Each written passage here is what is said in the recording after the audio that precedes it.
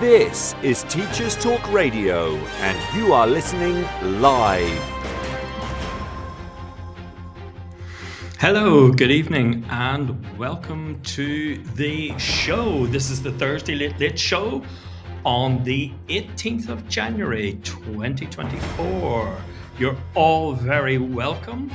We have a great show lined up tonight, talking about early career teachers, or NQTs as we know them. This is Teachers Talk Radio, and you are listening live. Tune in live at ttradio.org, or to join in the conversation, download the Podbean app and search Teachers Talk Radio. Follow the hashtag TTRadio. Tune in, talk it out with Teachers Talk Radio. Good evening and welcome to the show. And with me tonight is Meta. Meta, can you hear me? Can you hear me, Paul? Oh, I can hear you loud and clear now. That's great. Meta, you're coming all... Am I saying that right, by the way, Meta? Yes, perfect, Paul. Oh, that's good. That's good, because my Norwegian isn't great. And I'm not going to try your surname. What is your surname, Meta? It's Valby. Oh, I wouldn't have got that. So look, our show tonight is coming all the way from Northern Ireland here, where we have a little sprinkling of snow. Nothing, I'm going to guess, compared to what you've got. You're in Norway, aren't you? That's correct. I'm in Stavanger, which is a city in southwestern Norway. And we have tons of snow right now, so heavy snowfall. And of course, you're well used to it, I would guess. Yeah, but not so much as this in this part of Norway. But it's winter wonderland, anyhow. Yeah, it sounds great. Yeah, it does. Sounds lovely. Yeah, we're not so used to snow here in Northern Ireland, and everything just comes to like a standstill. But it's nice to look at for a day or two. But that's it. Yeah. So, Meta, you were in Ireland last week, and you were talking about, you were really talking about NQTs, although we now know them as ECTs, early career teachers, and so on. How did you find your visit to Ireland? Oh, I loved it. Right? It was my first time to Dublin, which was a wonderful city. And also the Congress. I attended the International Congress for School Effectiveness and Improvement, and it was great. So interesting presentations, and I learned so much. It was a great conference. Yeah. Lots of big names, but an awful lot to learn. Some very cutting edge projects going on, and lots of networking, of course. As well. Absolutely. Yeah. So important for the field and for future collaboration as well. Yes, definitely. Yeah. So, Meta, your focus was on early career teachers and burnout. Mm-hmm. And, it's funny when I read about you and your paper, and you were giving your talk and your research and so on, which we'll come to, I kind of thought early career teachers and burnout, they shouldn't be two things that go together. Mm-hmm. I thought it was a strange thing. So what's the story there? Why are young teachers feeling burnt out? Mm-hmm. Well, I think it's not a short answer to that, but we have an hour, haven't we? We have. So, I mean, beginning teachers, they are maneuvering a demanding and complex profession where they repeatedly need to handle difficult and stressful situations, which may negatively affect their health. So they have full responsibility from the first day, the same work tasks as experienced colleagues who has worked as teacher for maybe 5, 10 or 15 years maybe. And there is no clearly defined path, which requires endless flexibility. And also in Norway, the initial teacher education lasts for 5 years, and still the NQTs or ECTs experience that they have so much to learn. And Yeah. I think that is because it's a difference between learning to become a teacher and learning to be a professional educator. It's a difference there. So some things also must be learned in the workplace, both formally and informally. That's very interesting. It's very interesting, first of all, that initial teacher education is 5 years in Norway. That's a Hmm. long time. Hmm. It's 3 or 4, it's 4 years here. Yeah, But that extra year, yeah. Um, that's an interesting point you make. And I do agree with you. Um, you can learn a lot in the 5 years at a university, and you'll have placements and so on. But a lot of that learning to become a teacher happens in your first placement. Is that fair to yeah, say? yeah. That's true. Yeah. Absolutely. So, what are some of the things that young teachers learn when they're thrown into the classroom, for want of a better phrase? I think that what they experience as challenging is the classroom management. Mm. They are prepared and they have learned what's important and how to facilitate learning for pupils.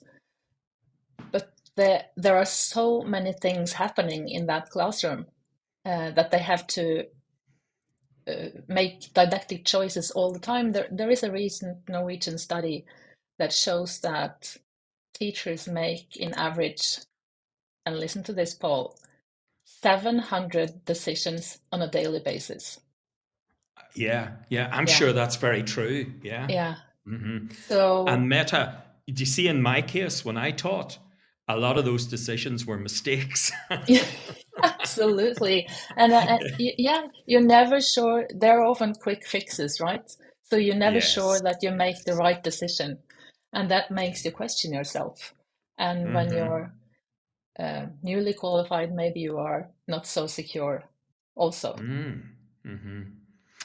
I can see that. Yeah, yeah. And some of those decisions are very important, and as you say, they're almost made instantly. Hmm. Yeah, yeah. Um, is it not possible then to teach classroom management?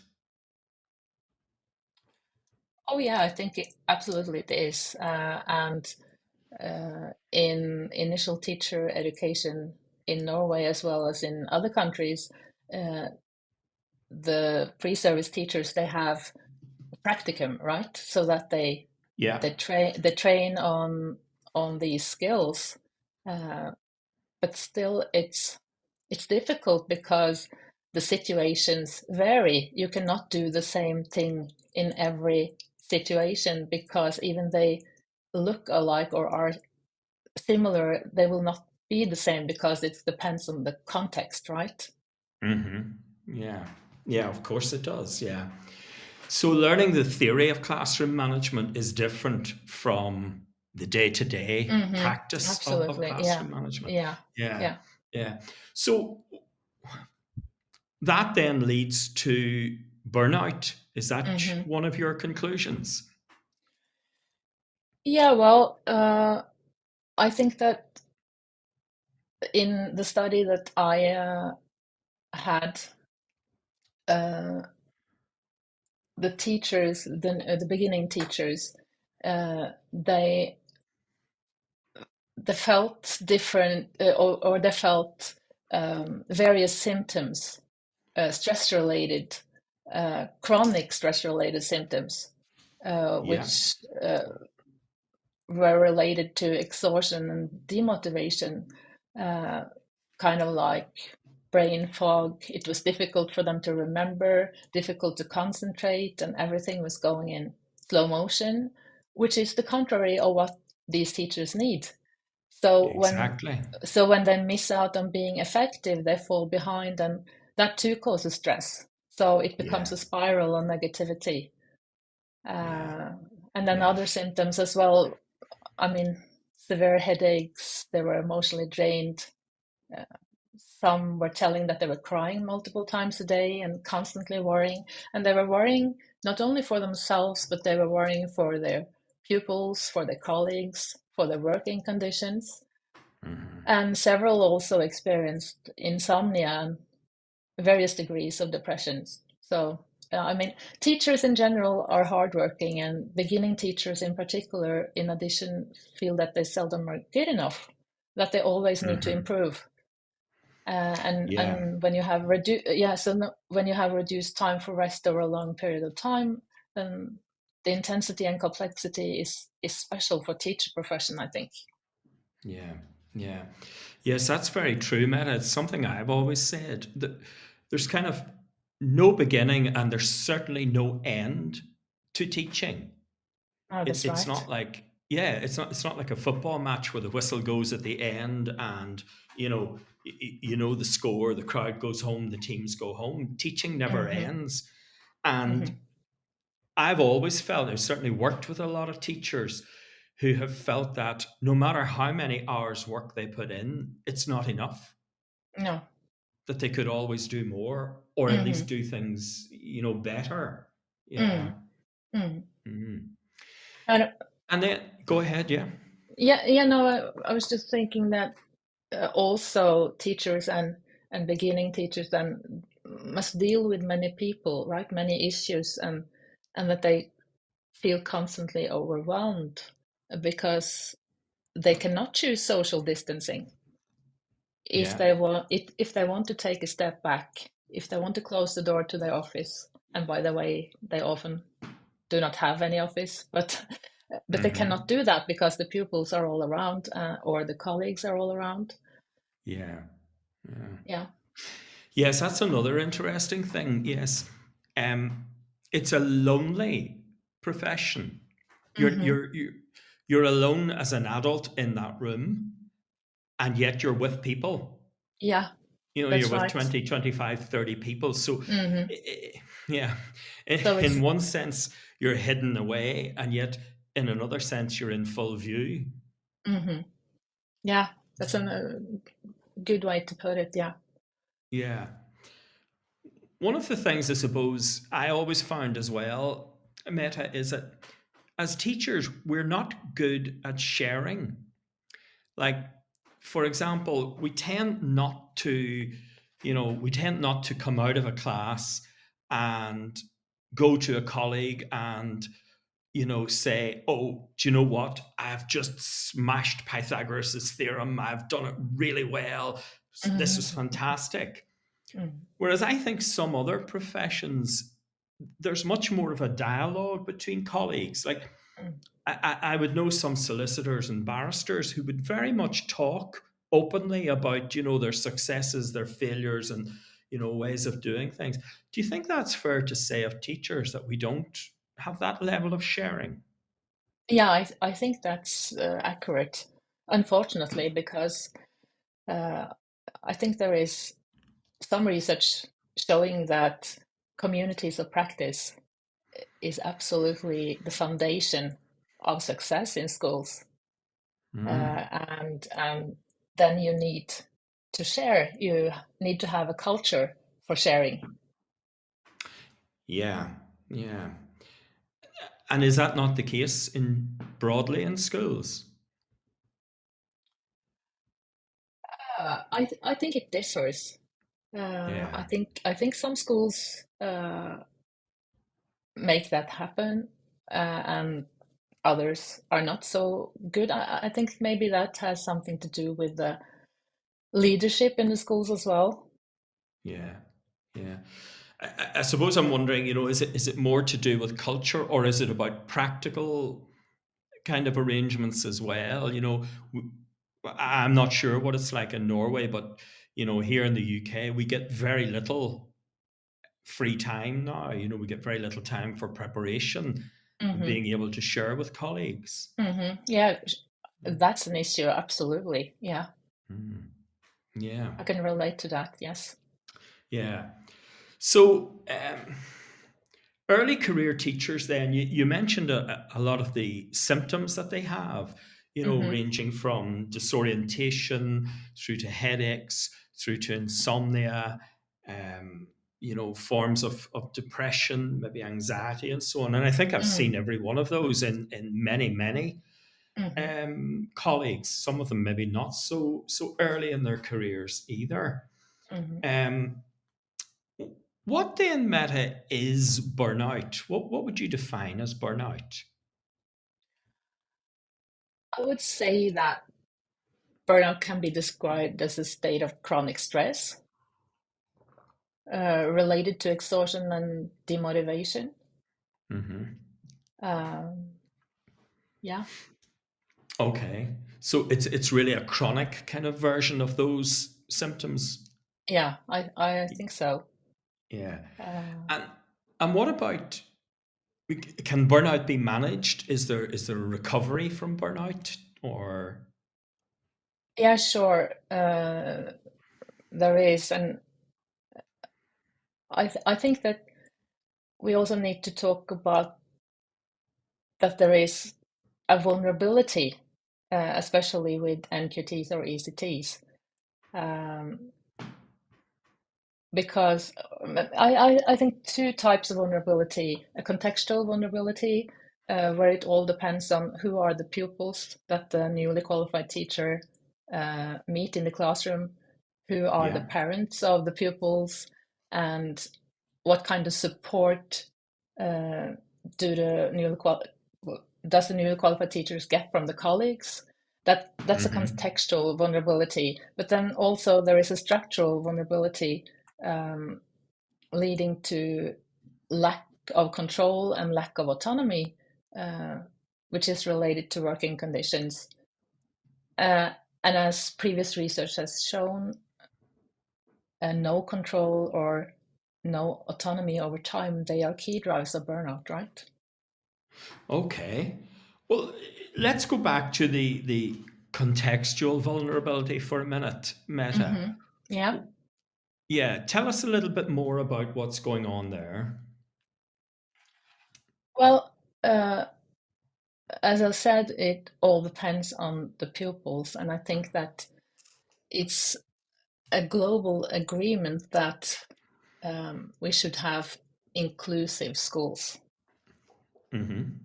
And that is definitely something that we strive for. But at the same time, it's a challenge, both for NQTs and also for experienced teachers. What do you mean by inclusive schools there, Meta? I mean that at least in Norway, there are no special schools, so every pupils Ah, yeah, are, yeah. right. Some talk about special needs education. In Norway, we talk about inclusive education. Yeah, I see what you mean. So, yeah, yeah, so they're all inclusive. So you have the full range of ability in front of you. yeah, absolutely. So diversity is a good thing, and it's also a challenge. Yes, yes, yes, yes. Yeah. So really then it's about, preparing lessons and pitching lessons that Hmm. encompass the most able right through to the most challenged student who have difficulty learning. Yeah, absolutely. Yeah, yeah. And how do teachers cope with that? Do they cope well, or?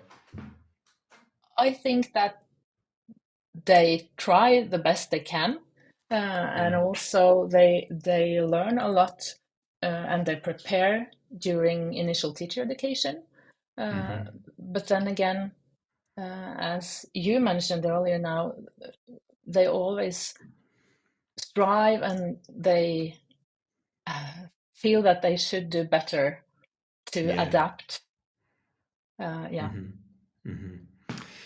And would the rationale for inclusive schools, what is that about? What's the reasoning for, fully inclusive schools? It's the mandate of schools that everyone has the right to education. That's the main mandate. Yeah, Yeah. yeah, yeah. You see, here in Northern Ireland, and I think to a lesser extent, in the rest of the UK, we have inclusive education. Education is inclusive. Everybody is entitled to a full curriculum, but we do have different types of schools. Okay. So I suppose broadly there would be three types. We would have special schools for people who have learning difficulties or challenges. We then have grammar schools at the other extreme. And although, it's not a hard and fast rule, but it's probably fair to say, that there's an academic elitism there. You usually have to pass an entrance exam of some sort to get into those schools. Yeah. And then in between of those two, we would have, in Northern Ireland, we call them non-selective schools.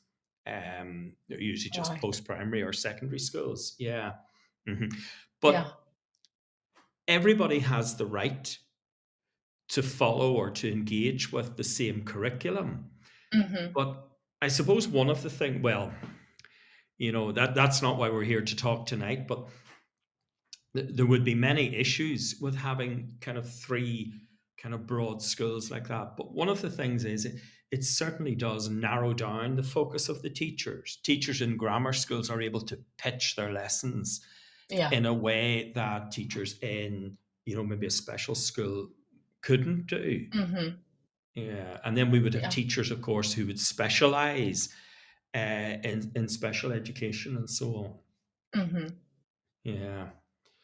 Okay, so that's a contextual vulnerability, or one of them anyhow, that they have to pitch their lessons to a broad range. And that, of course, is stressful. We all know that. Yeah. You said then that there were structural vulnerabilities. Yeah. So let's focus on them for a minute. What would the structural vulnerabilities be? So lack of control, lack of autonomy, and that the working conditions, you have different work tasks, and there are always more work tasks added, and you don't have to, or you have to just do the best you can. And I think that when you feel that you don't control, it's difficult. What do you mean by control there, Meta? Do you mean discipline or? No, that's a good thing that you asked that. I think more like, the curriculum is one thing, and then different work tasks that the school leaders say that the teachers are going to do, right? Okay, so in So Norway, that yeah. Go ahead, yeah.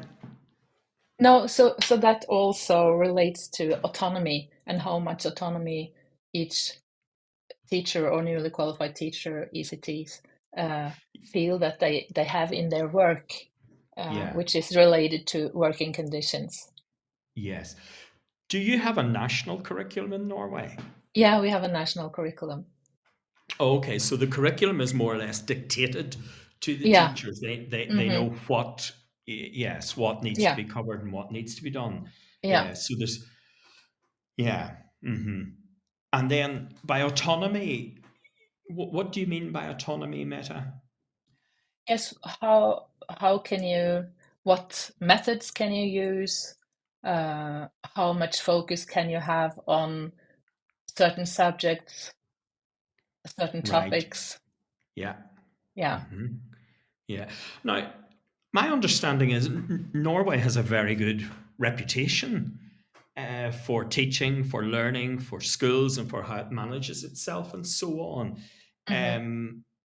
Is the teaching of good quality? I mean, you talked about autonomy and how teachers teach. Would there Hmm. be active learning? Are students engaged? Hmm. Is it dynamic? Is Yeah. it So that is definitely, is that yeah, yeah? Go that is ahead. definitely something that pre-service teachers work with during their initial teacher education, uh, Mm-hmm. to be as active as possible, uh, to learn and to facilitate learning. Yeah. Yeah. Mm-hmm. Yeah. And you talked about conditions then. So a structural vulnerability might be conditions. What would you mean by conditions? So when, I mean, the working conditions of teachers, uh, Hmm. I should maybe not say this, can be a bit provocative, but I think that too many teachers have unbearable working conditions, Mm. which is leading to burnout. Hmm. Uh, I don't know how it is in Northern Ireland or in the Yeah. UK, but in Norway recently it has been issues with violence against teachers, threats against Okay, I see what you mean. teachers. Yeah. Yeah, Hmm. is Yeah. that familiar to you as well? It would be, yes. I thought, first of all, Meta, you were going to talk about, the fabric of the building and what the buildings were like. I Um, understand. Yeah, yeah. and Um, for some that is the issue as well. But yeah. yeah, yeah. I'm retired now from mainstream teaching. I still do some other work, but I taught for 39 years, and I always had terrible luck teaching, or maybe it was just what they saw in me. But in one of my first teaching jobs, I taught in a converted cloakroom, and when it Yeah. rained, yeah, but you can imagine how small and narrow it was. Hmm. And when it rained, the water would just stream down the wall on the Yeah. inside of the walls, and the floors got very slippery and so on. Yeah. Yeah. And I had a number of kind of rooms or locations like that. So we would have a number of schools that are of an age now where they would need replaced, but of course that's a very expensive Hmm. thing to do now. Yeah, Yeah. but you kind of maybe meant more in terms of behavior and discipline. Is that right? Yeah. I mean, both the things Mm, that you mentioned now as well, but also pupil behavior is a challenge uh, mm, for teachers. okay. Uh, yeah. Yeah. Now I've not ever been to Norway, uh, but my view of Norway is, that it's okay. Of course, it's going to have issues, but that it's a relatively calm, peaceful country. Hmm. Um, how significant are behavioural issues in schools in Norway? I think that schools reflect society, Yeah. right? Yeah. So the behavior that we see uh, among pupils um, reflect what we see in society. hmm hmm Yeah, of course. Yeah. Mm. There would be concerns in schools here about behaviour. Maybe not so much in Northern Ireland, but certainly in other places in the UK, there would be major concerns. Mhm. Um, I do some work with teachers who go out on placements, their teaching practice, we call it. Um, One of their concerns is managing behavior. It's Yeah. probably fair to say that's true of NQTs or ECTs or induction teachers, as we also used to call them. Hmm. Behavior is probably one of their biggest concerns, Hmm. and they tend to own the concern. Do you know if there's a behavior issue in a class, that teacher tends to think the problem is with them Yeah. and that they need to change and so Mm. on. And that can add terribly to Yeah. their distress. Yeah. Absolutely. And also that I think there are expectations that beginning teachers have developed competences in many areas where they have little or no experience. Mm-hmm. Yeah. Uh, so if they are to develop their pedagogy in an inclusive setting, they need support both from their colleagues and from their school leaders. Yeah. Yeah. Mm-hmm. Let's come to support in a minute. One of the things, I used to talk to beginning teachers about was, or one of the things I met in them was this kind of need to survive the first year or two. Hmm. You talked there about, their pedagogy and so on. And quite often, there would be so much effort and focus go into the pedagogy that it was almost like it was missed. Do you know what I mean by Yeah. that? So much effort. There was tremendous learning in their Hmm. university. They learned the theory. They learned how to teach history, English, geography, maths, science. Hmm. And they would go into schools. And as you say, they're thrown into the chaos of every day. They're making 700 decisions a day. Hmm. And some of them are, tough decisions. It's all coming at them. Yeah. And when you're a little bit more experienced, you kind of realize everything you learned in university kind of goes out the window in the moment. It's Hmm. obviously true and it's theory, but that's what it is. The practice is very different. Hmm. And, they will try to teach to the theory, Yeah. religiously to teach to the theory, instead of maybe taking a step back and kind of looking at what they're doing and Mm. coming up with novel or creative or different ways of doing it. Would you find anything like that goes on? I think it's very interesting what you are saying now because I think that many novice teachers they also set high standards and have expectations for themselves professionally because they Mm-hmm. have prepared for this role for years, right? Mm-hmm. So they have learned different pedagogical methods and they want to introduce new approaches. But then again, Mm-hmm. every work task is so time consuming that they experience to just become traditional teachers, if you know what I mean. Yes. Yeah. Yeah. Mhm. Yeah. Yeah. That's an interesting concept you raised. Time. I mean, I think novice teachers don't understand necessarily time. How long does it take a class to become proficient in a topic or something? I think they always underestimate that. Hmm. I think that's Yeah, what I but meant by, they're so busy teaching what they have to teach that yeah. their focus comes off the learning a bit. Hmm. Yeah, I Yeah, understand. Yeah. yeah. And the complexity in the classrooms. Well, that doesn't help, sure it doesn't. That just complicates things. Hmm. Yeah, yeah. So, what support do early career teachers need? I think that they need support from their colleagues and also from school leaders and from mentors. Mm-hmm. So you mentioned earlier that NQTs, ECTs often feel alone, or teachers in their practices feel alone, uh, and especially the beginning teachers, they need the support from the experienced teachers. Mm-hmm. Yeah. How does that happen in a school? I think it's uh, different approaches and communities of practice,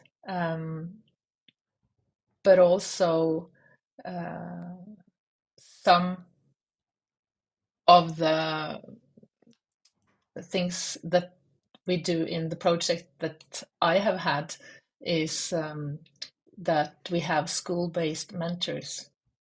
Mm-hmm. So we have mentors that supervise newly qualified colleagues in the Okay. induction programs. Yeah. But what I'm really wondering is, how does that work? Are they paid? Is it part of their responsibilities? Yeah, it is. Ah, So right. Okay. yeah, Yeah. so Right. also the mentors are formally qualified. Oh, that's interesting. Yeah. Yeah. So tell us a little bit more about that, Meta. How does that work? How do they get qualified? And Yeah, so well, maybe I should say something about the induction programs with mentoring then, because yes. those programs were introduced to provide support and to facilitate the professional development for NQTs or ECTs. Mm-hmm. Um, and I think that a teacher's emotional exhaustion can influence pupils' achievement. So induction programs with mentoring have been implemented, aiming to offer these beginning teachers support and to foster their professional development. And the Mm-hmm. programs also intend to increase teacher retention. Yeah. So, Mm-hmm. so what's special, Paul, in the Norwegian context is that there is a national framework with principles and guidelines for mentoring NQTs or ECTs, uh, and was established to provide uh, an artifact for the institutionalization of mentoring NQTs Mm-hmm. or ECTs. So Yeah. in 2018, I think it was an agreement between the stakeholders that was signed, which intended them to provide mentoring in induction programs to novice teachers in kindergartens, in primary, secondary, and upper secondary schools after completing initial teacher education and for the two following years then. Okay. Yeah. So there are guidelines related to the mentors being formally qualified, as I mentioned. Uh, Yes. so the mentors should not be the NQT's school leader due to the power relations, and both the mentor and the mentee should prepare for the supervision. Uh, and I mean, the session could be a combination of observation in the classroom and then a discussion or reflection on action. Yeah. And also, the principles state that the scope of the mentoring should be once a week. Wow. Right. Uh, Mm-hmm. yeah, and finally, I think what's so special about the Norwegian context is that the NQTs or ECTs, they are offered a 6% reduction in teaching hours without Mm-hmm. reducing the salaries during the first year, ensuring that that time is spent on mentoring. Mm-hmm. Gosh, that's very good now. Yeah. And that's all formalized. Yeah, there are no national legislative measures to support the effort of schools and local educational authorities in organizing the induction programs. Yeah. But the Norwegian Ministry of Education and Research has presented recommendations about Mm-hmm. mentoring novice teachers, trusting then school leaders to find approaches and practices, which Mm-hmm. of course leads to the fact that the programs vary a lot. Uh, Yes. Yes. Yeah. Mm-hmm. but to enhance the quality of the induction programs, the authorities has financed the education of mentors. So Mm-hmm. that's why many mentors are formally qualified and school Yeah. based. So So the yeah, mentor the mentor could be from a different school or within the school, but not the school leader. Is that that's right? right. Yeah, that's right. Yeah. And how do mentors get trained and qualified? They uh, attend to a program in teacher education, Hmm. to a mentor program Okay. And how long does that run? for 2 semesters. Okay. Yeah. Yeah. And that then qualifies them to be mentors to early career teachers. Yes. Okay. And the early career teachers get a 6% reduction in timetable and they Yes. retain their pay. Hmm. What about the mentors? Are they remunerated? Do they get paid? They don't get paid, but they got a to reduce their teaching hours. Okay. Mm-hmm. Yeah. So instead of teaching pupils, they mentor those Mm. those hours. Yeah. Mm-hmm. Yeah. Yeah. And is that program successful, Meta? Yeah. Well, that was my intention when I wanted to explore um, in the project, right? Yes. How did newly qualified teachers or ECTs, how did they experience being part of an induction program? Yeah. Uh, Mm-hmm. I wanted to look at that, Yeah. and yeah. And Meta, we're just going to listen to a message now, but after the message, we'll just pick up there. Mhm. How did NQTs respond to the mentoring program? Bet UK is just 2 weeks away. Are you ready to join 30,000 attendees, 600 plus exhibitors on 7 content stages from 120 countries and see Louis Theroux, Dame Darcy Bustle, Jason Arde, Laurel Kana, Baroness Luella Benjamin, Dan Fitzpatrick, Mr. PICT and so much more? I might need to bring my trainers. The best part? Educators go free. Get your ticket now at uk.betshow.com/visitor-registration. This show is brought to you in partnership with John Catt Educational, publishing professional development books and resources to support great teaching and learning in schools around the world. Have you checked out their latest releases? Use the code JCTTR2324 for 20% off your order. Don't miss out. Visit johncattbookshop.com to explore their full range of titles and advance your own professional development today. Happy reading. Introducing Eton X from Eton College, a diverse range of quality online courses enabling young people to aspire and excel. Designed for self-study, these web-based courses empower your students with essential leadership, communication and academic skills for success at school and beyond. Our Study Skills course sharpens their learning abilities, while the AI Fundamentals course equips them with vital digital know-how in a fast-changing world. Other popular courses include verbal communication, critical thinking, writing skills, resilience, creative problem solving, and many more. Offer the Eton X curriculum in your school for free. Visit etonx.com to find out more. This is Teachers Talk Radio, and this is Teachers Talk Radio News.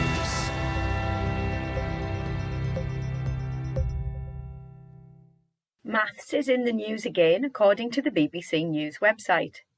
This time the story is about the pass rate for GCSE resits in the subject. November results show 22.9% of maths entries were marked at grade 4 or above, down from 24.9% in 2022 and 26.9% in 2019. In contrast, the pass rates for GCSE English resits rose to 40.3%, up from 38% in 2022 and 32.3% in 2019. In England, under 18s must retake the GCSE in English and Maths if they did not achieve a minimum of grade 4. The resits for the recent November series were marked, like the summer 2023 exams, back in line with the pre-pandemic levels. Prior to the exams, some colleges reported they were having to expand class sizes and hire additional exam space to cope with rising numbers of pupils retaking the 2 subjects. Those sitting the subjects in November are only a subset of the total resitting, as some pupils will not take the tests until the summer. The fall in the maths pass rate comes after government announced plans to replace A-level and T-level qualifications with a new Advanced British Standard, which would include some English and Maths up to the age of 18. Whilst the arrival of the new Ofsted chief made many headlines across media outlets, Schools Week focused on tech issues which prevented many inspectors from accessing training. All inspectors working in schools, FE, social care and early years were due to attend mental health awareness training led by Sir Martin Oliver, which was around 3,000 staff. However, it was announced that Ofsted had experienced some technical issues and that fewer than 1,000 inspectors were able to actually access the online sessions. Ofsted did say that a recording was available, so those not able to attend would watch it back. Inspections, paused for the start of the new term, will resume on the 22nd of January. They were not paused in early years settings.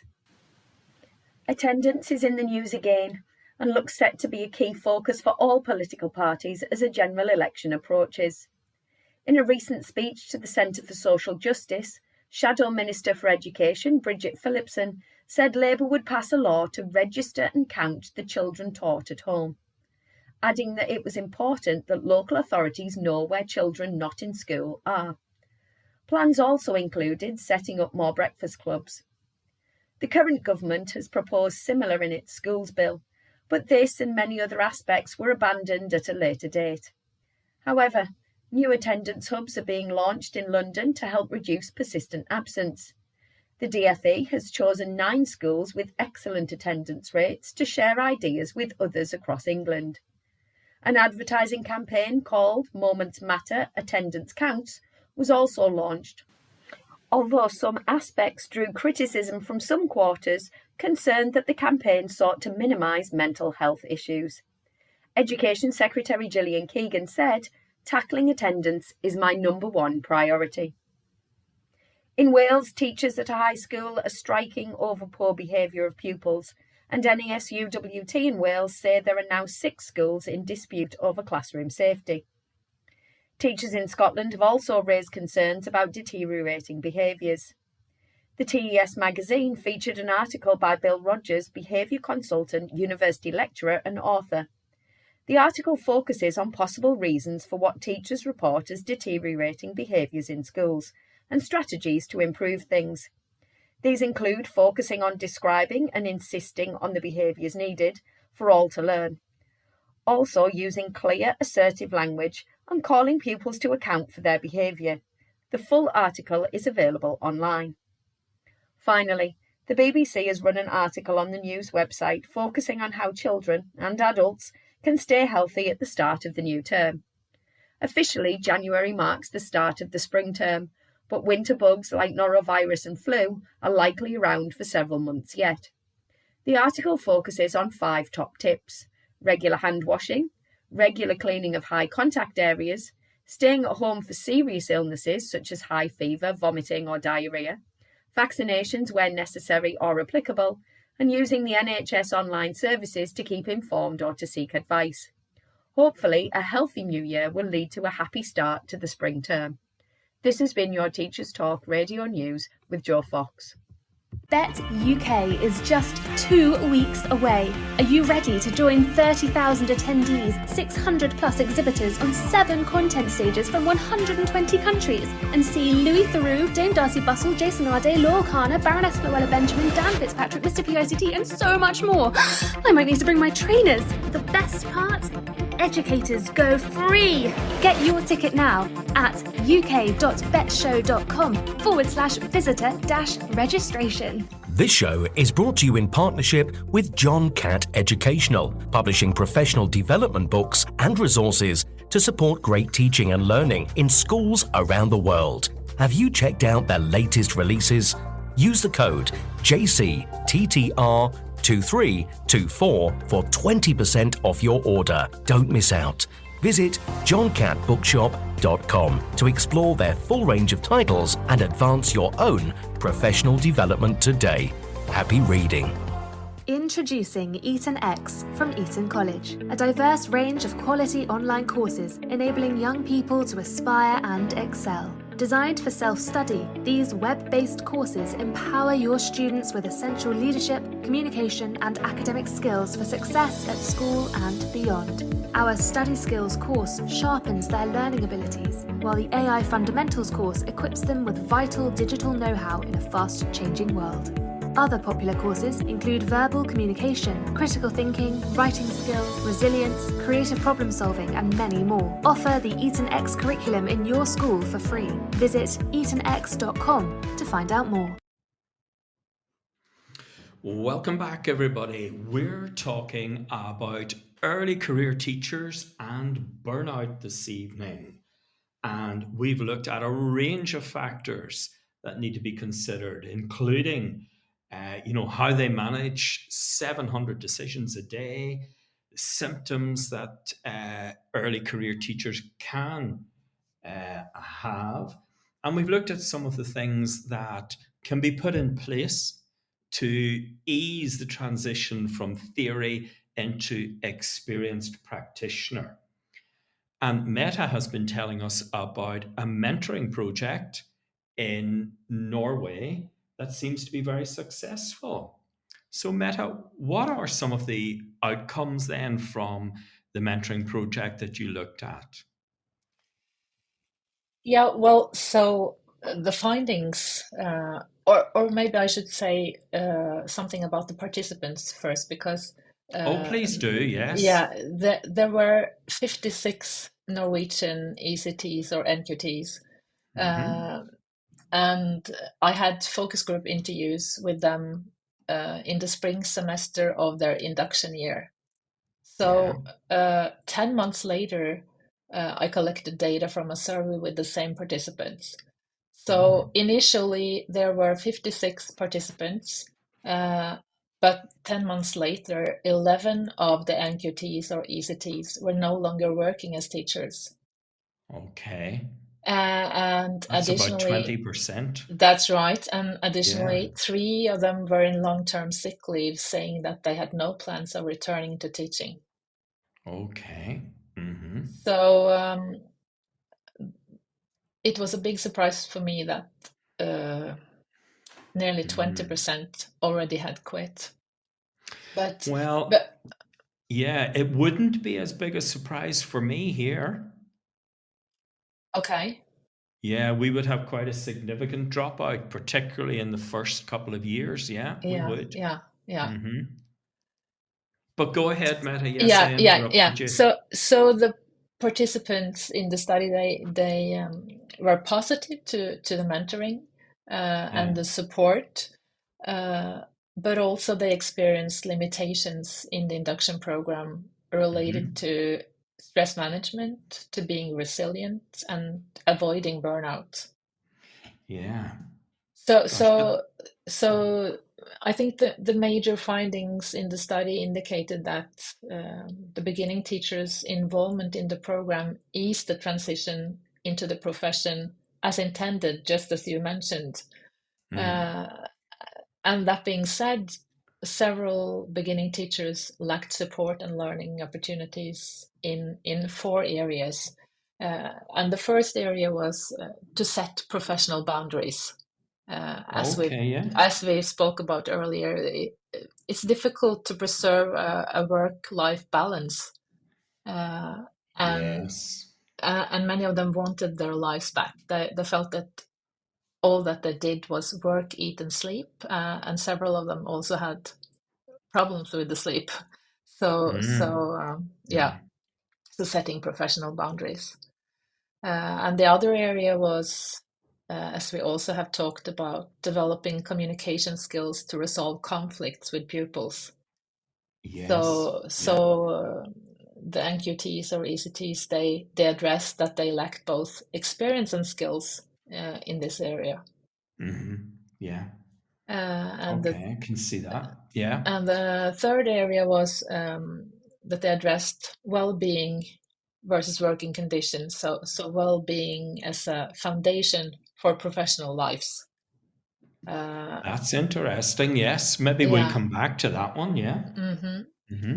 And finally, then the fourth area was that they lacked support and learning opportunities, was promoting good health.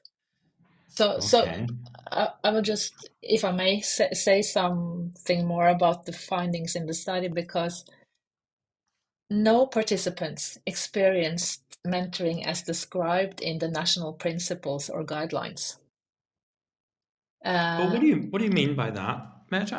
I mean that the follow-up was random, and it was often initiated by the NQTs or ECTs themselves.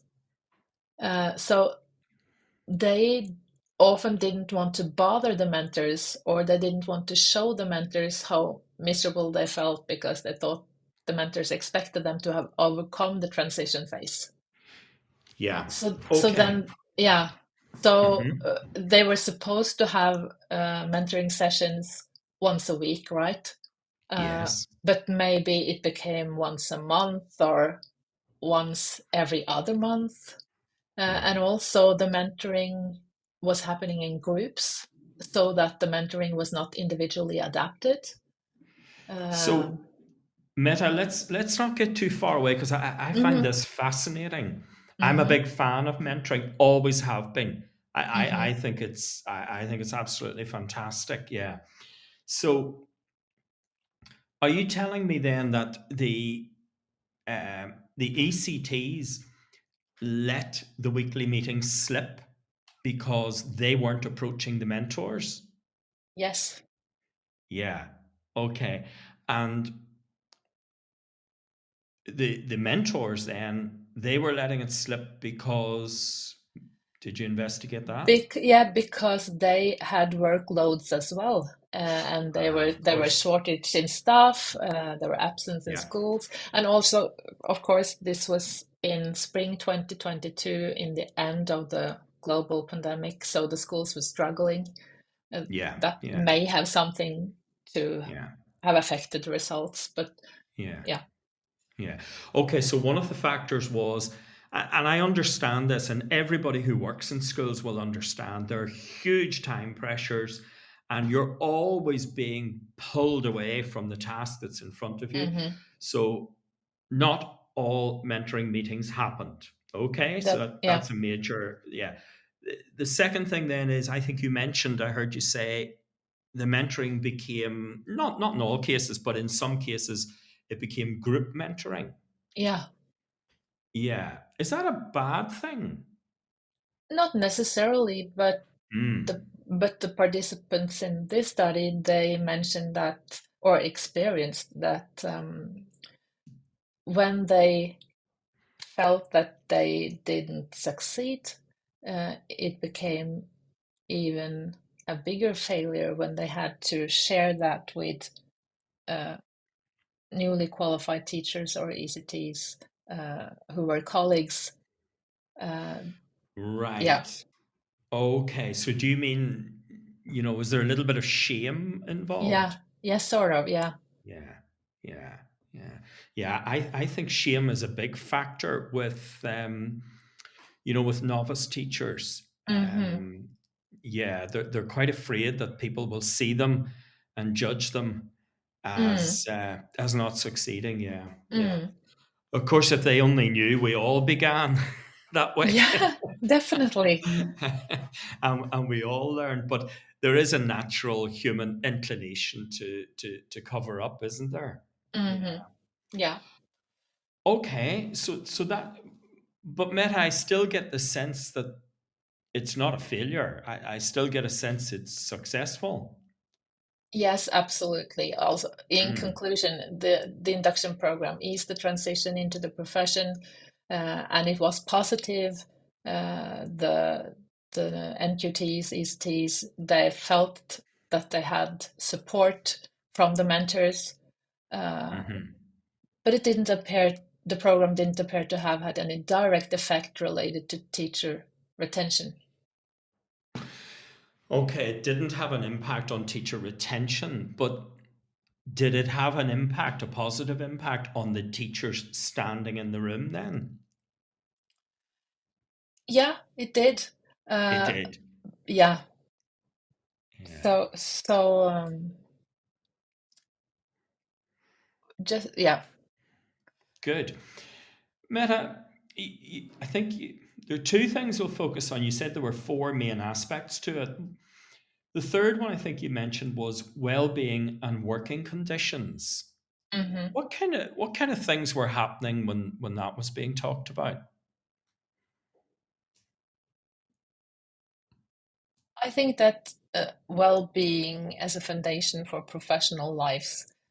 If you don't function, uh, it's difficult to be uh, a newly qualified teacher. Hmm. Yeah, Yeah. And so was that about prioritizing things yeah, like, yeah, your, right. your sleep and your things like that? Yes. Your Hmm. work Hmm. life, your work-life balance. Yeah, yeah. Yeah. And what about number four then? The promotion of good health. What Hmm. sort of things might have been talked about there? That was also the the things that they lacked support and learning opportunities in, life skills, how to manage stress. Uh, Right. Yeah. yeah. Hmm. So that might be things like exercise, diet, Hmm. maybe some techniques like breathing techniques, meditation, things like that. Yes, yes, absolutely. Yeah. Yeah. Gosh, that's very good. Yeah. And overall, was the response of the student mentees overall, was it positive? Was it good? Yes, it was positive. Yeah. Yeah. Excellent. Yeah. So, Meta, here's a difficult question. I might get into trouble for this, but don't worry, I'll deal with that. Yeah. Would there be a case to be made from moving away, not totally, but in some way moving away from initial teacher education in universities and making it more school based with mentoring?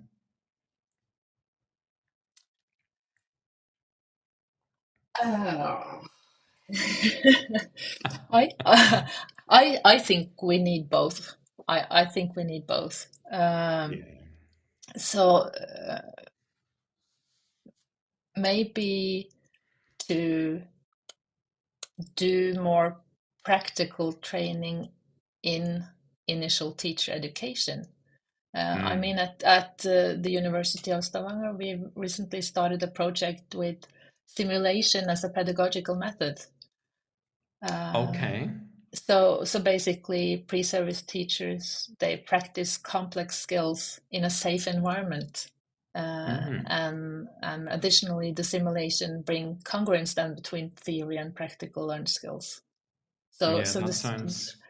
Yeah. yeah, so the students experience stress and stress management and share their reflections afterwards. Yeah, Uh, that sounds very interesting. Yeah. Hmm. yeah. Yeah. How does that happen? Could you describe a session for us?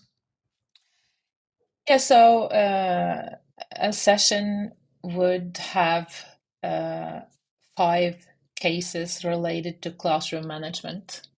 Hmm. And there are teams of 5 pre-service teachers who are in all the sessions during the day. And Hmm. in all of the sessions, one of them practice being the teacher. Yes. Yeah. Yes. Hmm. Uh, Good. Yeah. and we Yeah. and we we measure the stress levels, and we can see that during the day they manage better and better. Mm. Yeah. Yeah. We might have something similar to that. We might refer to it as micro teaching. Yes, that's Could quite be similar. some. Yeah, yeah. Yes, yes, yes, we would. It wouldn't be maybe as encompassing or as long as you're describing. Yeah. Mm. Um, Meta, tell me this, and we're coming towards the end now of our time. Tell me this. E- Mentors, in my experience, mentors can be extremely influential. I certainly remember, people from my career who've had an extraordinary influence. There's maybe things they told me 40 years ago that I remember and would still, implement when I'm teaching nowadays. So Mm-hmm. that kind of individual guidance, support, advice, insight, and so on that is specific to you from someone who has your best interests at heart and has a great relationship with you and so on, be very, very, very powerful. But can it work both ways? Like, for example, as a senior manager who, for a long number of years, had responsibility for student teachers, newly qualified teachers, and new teachers to the school, and I would put them through induction programs. Like, one of the things I used to have to say to them was just be very careful who you listen to in the staff room, because well, actually, Rachel Lofthouse is coming on the show shortly. We met her in Dublin last week, and we're going to talk about staff rooms and the politics and what they're like. But staff rooms can be powerful places, and cynics can be, their messages can be very, very enticing. They can be very, people can grasp onto them. What is there any way to counter that? Does mentoring counter it, or? It's so interesting. I have not thought about that in that way, but it definitely is interesting because, of course, the staff room influence the culture in the school, and I think that mentors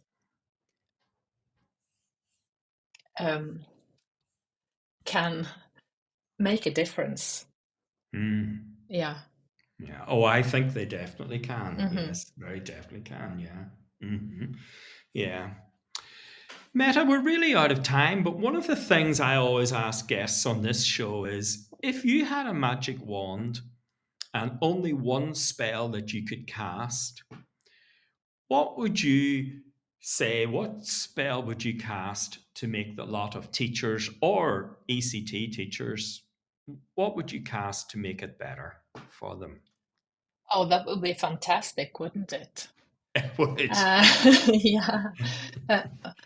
Well, I think that in my opinion, burnout among newly qualified teachers is a professional issue and not an individual problem. So I would use the magic wand to cast a spell on the working conditions, to improve the working conditions, and let the newly qualified teachers teach and do what they are professionally educated to do, and not. I mean, this is not only for NQTs or ECTs, it's also for teachers. Too many teachers have a lot of work tasks that other professionals both could and should do. So, yeah. Yeah. I agree with you. I love what you said there, that, this is a professional issue and not just an individual issue. And I wonder just how much the decision makers in education here, I wonder if they really view it as a professional issue, and if anything is being brought to bear to make burnout less or avoid it altogether. Meta, Let's hope. Let's hope is right. Yeah. Meta, it's been wonderful talking to you all the way up there in Norway, and I hope we get a chance to talk again. Thank you very much, and be safe. Thank you so much for having me in the show, Paul. I really appreciated it. Great. Bye now. Bye. Thank you.